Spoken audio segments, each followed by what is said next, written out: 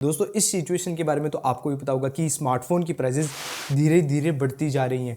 काफ़ी टाइम बीत गया, एक अच्छा वैल्यू फॉर मनी स्मार्टफोन नहीं लॉन्च हुआ है फिलहाल के टाइम में। एक रिपोर्ट की बात माने तो 2 साल पहले तक सभी स्मार्टफोन की एवरेज कॉस्ट रहती थी 15,000 रुपीज़। अब वही एवरेज कॉस्ट बढ़कर हो चुकी है 19,000 रुपये, 19,000 रुपीज़ 2 साल के अंदर अंदर। और आपको ये भी बता दूं कि स्मार्टफोन की प्राइजेस कम भी नहीं होने वाली हैं, धीरे धीरे प्राइजेस बढ़ती रहेंगी। अब क्या है पूरा माजरा, सब कुछ आप इस वीडियो में देखने वाले हैं, लेकिन उससे पहले वीडियो को कर दीजिए लाइक और अपने चैनल पर अगर नए हैं तो चैनल को कर दीजिए सब्सक्राइब। अब बहुत सारे पॉइंट्स हैं इसके अलग अलग। सबसे पहला पॉइंट है दोस्तों रॉ मटेरियल्स की कमी। अब जो सेमीकंडक्टर चिप की जो शॉर्टेज है वो एक अलग मैटर है, और रॉ मटेरियल की कमी ये एक अलग मैटर है। अब एक स्मार्टफोन तैयार होता है बहुत सारी चीजों से मिलकर, जैसे कि कॉपर हो गया, एल्यूमिनियम हो गया, स्टील हो गया, आयरन हो गया। अब ये सारी चीजें मिलती हैं अर्थ के क्रस्ट में माइनिंग्स के थ्रू, और अर्थ के अंदर अब धीरे धीरे आयरन की, एल्यूमिनियम की, कॉपर की, स्टील की, इन सब की कमी होने लगी है। 40% प्राइस में इंक्रीमेंट हो चुका है रॉ मटेरियल्स की। अब डिमांड काफी ज्यादा है, रॉ मटेरियल कम है, तो उन्होंने 40% प्राइस बढ़ा दी है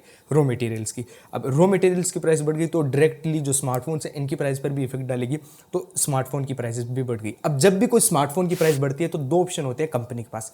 सबसे पहला तो जो कंपनी अपना खुद का प्रॉफिट है वो कम कर दे और स्मार्टफोन की एज इट इज कॉस्ट रहने दे, स्मार्टफोन की कॉस्ट में कोई भी चेंज ना आए।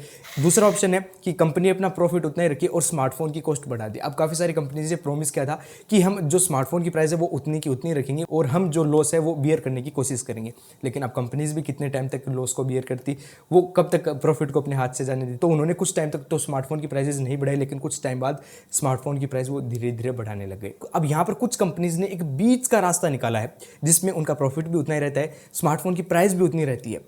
इसमें क्या करते हैं, जो स्मार्टफोन है इसके अंदर कुछ कुछ चीज़ें गायब कर देते हैं। जैसे आपने देखा होगा कि रिसेंट टाइम्स में स्मार्टफोन में से चार्जर गायब हो रहा है, धीरे धीरे ईयरफोन्स गायब हो रहे हैं, कुछ कुछ स्मार्टफोन्स में से केस गायब हो रहे हैं।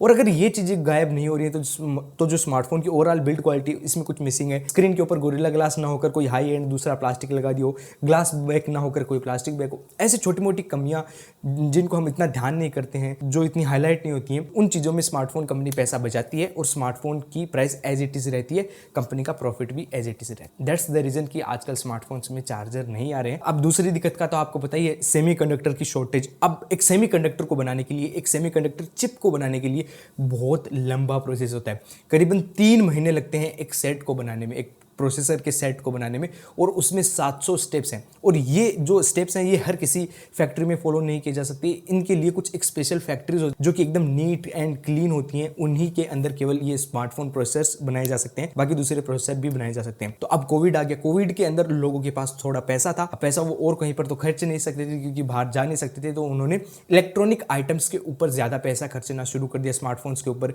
कोई दूसरे गैजेट्स के ऊपर। तो इस सिचुएशन के अंदर जो सेमीकंडक्टर की डिमांड थी वो बहुत ज्यादा बढ़ गई। लेकिन अब सेमीकंडक्टर जो है वो कम प्रोड्यूस हो रहे थे, तो बाद में चिप्स की कमी पड़ गई, और जब जहां पर कमी पड़ती है वहां पर जो प्राइस है वो डायरेक्टली ऊपर चली जाती है। तो एक रीजन ये था। तीसरा रीजन दोस्तों, ये जितना भी कोविड का सीन हुआ था ये सारा का सारा चाइना से स्टार्ट हुआ था, और बहुत सारे सेमीकंडक्टर्स, बहुत सारे स्मार्टफोन्स चाइना के अंदर प्रोड्यूस होते हैं। आपको पता होगा चाइना के अंदर कितने सारे आइटम्स बनते हैं। तो अब चाइना से जितनी भी ट्रेडिंग हो रही थी, जितने भी इंपोर्ट एक्सपोर्ट हो रहे थे, वो सारे बंद कर दिए गए रूल्स एंड रेगुलेशन को चलते कोविड के लिए। तो अब वहां चाइना से माल आ नहीं रहा था, ट्रेड के बहुत सारे रूल्स आ गए थे। तो ये भी रीजन था कि चाइना के साथ ट्रेड ना होने पर जो स्मार्टफोन है उनकी कमी हो गई, थोड़ी चिप्स की कमी हो गई, और वो प्राइसेस ऊपर ले गए। Now comes 4th point. देखिए कुछ टाइम तक जो ये 3-4 कैमराज हैं ये केवल फ्लैगशिप स्मार्टफोन्स के अंदर ही आते थे, लेकिन कुछ ही टाइम बाद ये 4 कैमरास तो कॉमन हो गए हैं। 4 कैमरा आजकल कोई अलग चीज नहीं है। जो बेजलेस डिस्प्ले, ये भी एक बार ट्रेंडिंग में चला था, केवल फ्लैगशिप फोन्स में आया था, लेकिन आजकल आपको ये भी हर कहीं मिल जाएगा। फेस आईडी ये भी आपको हर किसी फोन में मिल जाएगी, शुरुआत इसके आईफोन ने की थी। इन डिस्प्ले फिंगरप्रिंट सेंसर ये भी शुरू में फ्लैगशिप में आया था, बाद में अब हर किसी फोन में आपको मिल जाएगा।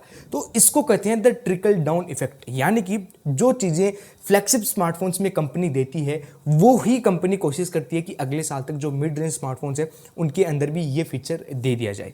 अब जब ये फीचर्स देते हैं तो इनका पैसा लगता है, तो जो स्मार्टफोन की प्राइस है वो भी थोड़ी ऊपर चली जाती है। अब आजकल 5G बहुत ट्रेंड में, हालांकि 5G को हम अभी यूज नहीं कर सकते।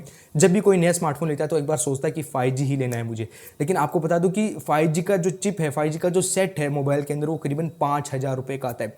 अब 25,000 रुपये के मोबाइल में आप 5,000 रुपये और डालेंगे 5G के लिए, तो 30,000 उसकी प्राइस हो जाएगी, और 5,000 रुपये 25,000 में इंक्रीज होना काफ़ी बड़ी बात है। सरकार ने भी दोस्तों स्मार्टफोन्स के ऊपर टैक्सेस बढ़ा दिए, GST बढ़ा दिया। पहले था 12% जीएसटी स्मार्टफोन्स के ऊपर और अब उस जीएसटी को बढ़ाकर 18% पर कर दिया है। तो जो स्मार्टफोन के ऊपर टैक्सेस लग रहे हैं वो भी बढ़ गए हैं, तो इसकी वजह से भी जो स्मार्टफोन की प्राइसेस हैं वो आसमान छू रही हैं। अब दोस्तों इनमें से कुछ चीज़ें जो हैं वो सुलझ गई, जैसे चाइना के साथ ट्रेडिंग अच्छे से हो पा रही है, कोई भी रूल्स एंड रेगुलेशंस नहीं है। जो सेमीकंडक्टर चिप्स की शॉर्टेज थी अब वो भी कहीं ना कहीं पूरी हो रही है, लेकिन फिर भी स्मार्टफोन की प्राइसेस कम नहीं हो रहे हैं, वो उतने के उतने ही हैं। तो वो इसलिए क्योंकि जो कंपनीज हैं वो क्यों अपना प्रॉफिट छोड़ें, उनके स्मार्टफोन्स अगर बिक रहे हैं उतनी प्राइस में उस ही क्वालिटी में, तो वो क्यों बाद में प्राइसेस को कम करें या फिर क्वालिटी को इंक्रीज करें। वो सीधा सीधा अपना प्रॉफिट इंक्रीज कर रही है। तो अब कुछ भी हो जाए, जो प्रॉफिट है वही बढ़ेगा कंपनीज का, ना कि स्मार्टफोन की प्राइसेस कम होंगी। इसीलिए जो स्मार्टफोन की प्राइसेस हैं वो अभी भी उतनी ही है